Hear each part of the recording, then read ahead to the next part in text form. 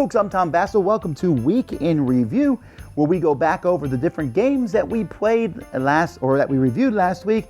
So this way you can kind of hear some quick thoughts on what we think of those. And then if you want to hear more, go back and check out the whole review. We'll have links in the description. Here we go.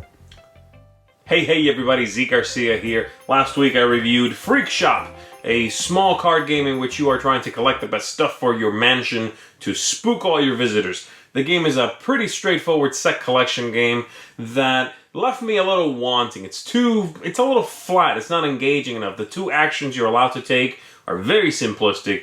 You'll quickly go tired of them, and in fact, the game sort of outstays its welcome. You sort of prep for what you need, and then you just sort of do it some more until the game's ready to be over. Strangely, because it's not a long game.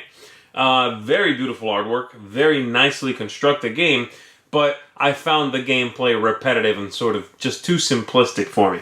I also reviewed Codenames Pictures. Codenames Pictures is a follow-up to the mega hit Codenames, of course, and I like this one better. Now, it's true that I was not a huge fan of the original game, but I find this to lead to a better party atmosphere. It's just a lot more approachable. It's a really fun game. I can see mixed groups of people playing this a little more on a more even level, on a more even playing field. And I just find it to be a more engaging experience myself. I would recommend it. I also did a video with Mark Streed from Board Game Corner where we're talking about Extra Life, and specifically the event for Extra Life that was held in Colorado by the Haunted Game Cafe. And we give you a behind-the-scenes look at that, seeing what we did, what games we played, and talking a little bit about the event, the fundraiser as a whole. I also put out a new board game blender. That was an episode talking about board games that are sort of inspired or feel like video games, so go check that one out. And then lastly, I did a little video log, a little vlog from Board Game Geek Convention, and just behind the scenes look at one day at the convention. And there's a lot of funky stuff on there. You're going to get to look at an Eric Lang prototype on there. You're going to get to see us do battling tops in luchador regalia.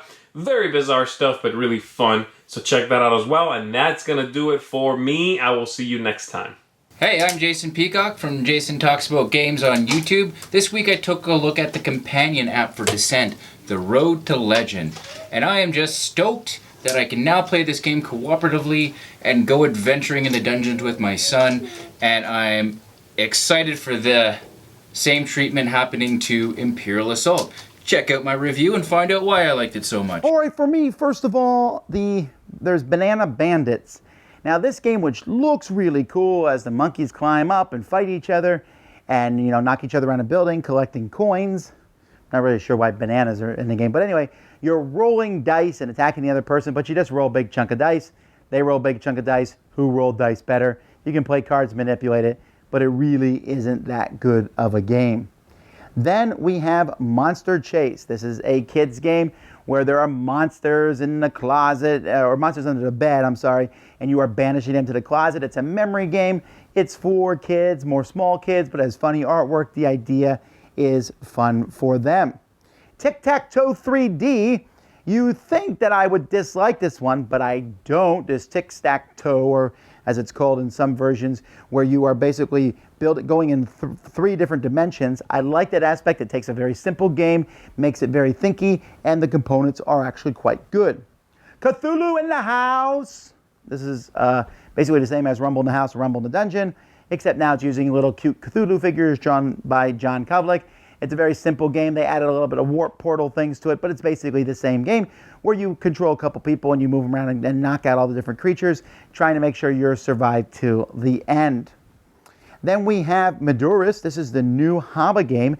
It's very, very thinky, as players are going to be either collecting resources or using these resources to build huts that join villages or temples. You're trying to score points.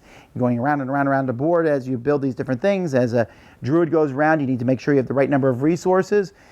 It's a heavy-ish style game, but I think a lot of people are going to like it. Fields of Green. Sam and I took a look at that one. Sort of an update to Among the Stars, but with a farming theme. In some ways it's better. It does add a little bit more. You need to draw certain cards at the beginning, but I think the theme fits this game pretty well as you lay out your farm and everything and score points now and or at the end of the game. Drafting is something that I always like in games. Oracle of Delphi, this is a racing style game from Stefan Feld where you have to accomplish a certain number of things as you move your boat around, and you do that by rolling dice and then using the colors that you roll to take specific actions. There's a lot going on in this game. There's no points at all. It's the first person to finish a bunch of goals is the winner, and I found it pretty interesting and, oddly enough, pretty thematic.